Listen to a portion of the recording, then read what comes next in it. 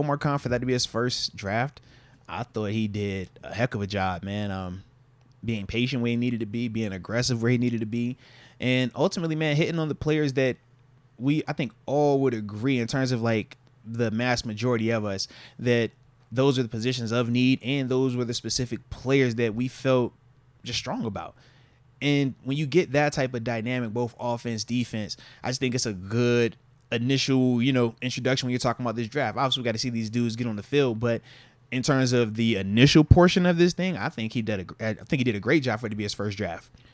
And we got them all in great spots. Yeah. Roderick Jones, that was around his range. Keanu Benton, that was around his range. But then Joey Porter Jr., to get him, 32 was a steal. And you even heard Omar Khan talk after.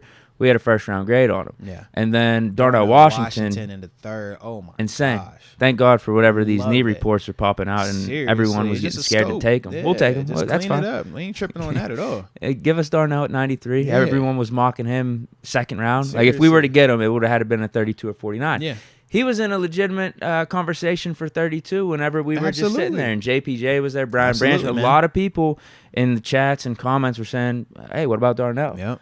Like, I was calling for JPJ, but it wasn't out of question that Darnell would have still made sense there. Yeah, either one. And for us to be able to hit both of them, and then he was like, what, the 10th or 11th tight end taken off the board? It was ridiculous. But then to still be able to turn around and get a Nick Herbig as well, I mean, across the board, man, this was definitely one of those ones where you're just looking at Omar like, man, how are you doing this? This board is falling to you perfectly. You're reading it right.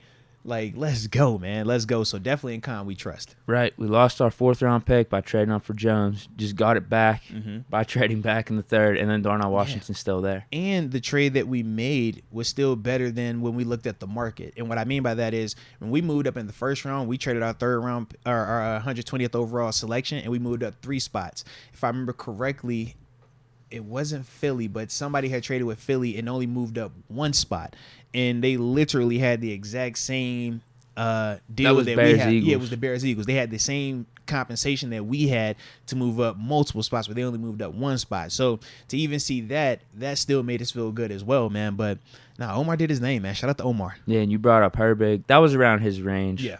Probably the peak would have been 3rd. Could have seen him fall into the 5th, but that made sense in the 4th. And then Corey Trice Jr. is apparently a steal. Yeah. Everyone thought he's like a top 100 or top 120 prospect whenever you're looking at some of these analysts and how they rank him. We got him in the 7th. You got to be kidding me.